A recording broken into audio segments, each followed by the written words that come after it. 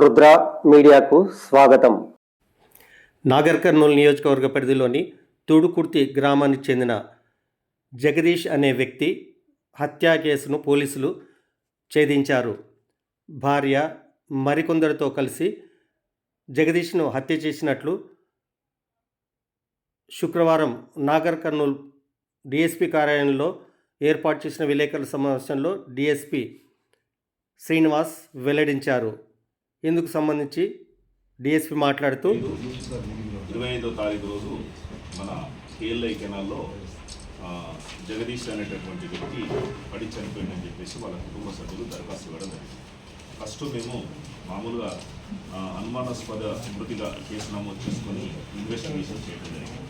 Post mortem చేసిన అనంతరం మాకు కొన్ని అనుమానాలు కలిగింది, అతని మరణం మీద కొన్ని అనుమానాలు కలిగింది. అప్పుడు మేము ఈ జగదీష్ యొక్క భార్య కీర్తిని పిలిచి విచారణ చేయడం జరిగింది. విచారణ చేసినప్పుడు కొన్ని విషయాలు వెలుగులోకి వచ్చినాయి. కీర్తి తర్వాత యాక్చువల్గా ఏంటంటే కీర్తి జగదీష్ ఇద్దరు కూడా 2011 సంవత్సరంలో ప్రేమ వివాహం చేసుకోవడం జరిగింది. ప్రేమ వివాహం చేసుకున్న తర్వాత వీళ్ళు ఇద్దరు కూడా నాగర్ కర్నూలులో ఒక రూమ్ తీసుకొని ఫ్యామిలీని రన్ చేస్తూ ఉన్నారు. అయితే ఈ జగదీష్ అనే అతను మన జిల్లా పరిషత్లో అటెండర్గా పనిచేస్తారు. వాళ్ళ ఫాదర్ చనిపోయిన తర్వాత ఆయన వచ్చింది. ఈ క్రమంలోనే కీర్తికి తర్వాత జగదీష్కి మధ్య కొంత మనస్పర్ధలు వచ్చి అప్పుడప్పుడు గొడవలు జరుగుతాయి. ఆ గొడవల కారణాన్ని గొడవలన్నింటిని కూడా పెద్ద మనుషుల సమక్షంలో పరిష్కారం చేసుకొని అట్లానే సంసారం చేస్తూ ఉన్నారు. చేసే క్రమంలో ఈమెకు నాగరాజు అనే వ్యక్తితోని నాగరాజు గుడ్లన్నరోజు చెందినటువంటి నాగరాజు అనే అతనితోని పరిచయం ఏర్పడింది. ఆ పరిచయం కాస్త అక్రమ సంబంధంగా ఏర్పడి వీళ్ళిద్దరి మధ్య ఇల్లీగల్ రిలేషన్షిప్ ఏర్పడింది. ఇల్లీగల్ రిలేషన్షిప్తోని ఈ విషయం ఏంటంటే ఇప్పుడు ఈ కీర్తి వాళ్ళ ఇంట తెలిసింది, భర్తకు తెలిసింది, అదేవిధంగా నాగరాజు భార్యకు తెలిసి రెండు కుటుంబాలలో కూడా గొడవలు జరగడం జరిగింది.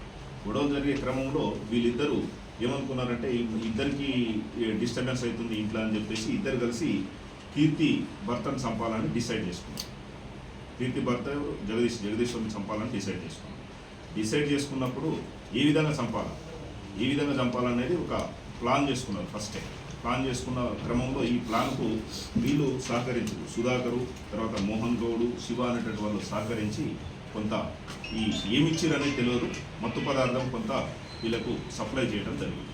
ఆ మత్తు పదార్థం తీసుకొని కళ్ళులో కలిపి వీళ్ళు అతనికి తాగించిన తర్వాత అతన్ని కేఎల్ఐ కెనాల్ దగ్గరికి తీసుకొచ్చి ఆ కేఎల్ఐ కెనాల్లో వేసినారు. కొద్దిగా అన్కాన్షియస్ అయిన తర్వాత చనిపోకపోతే కూడా అతన్ని ఆ కేఎల్ఐ కెనాల్లో ముంచి చంపడం జరిగింది.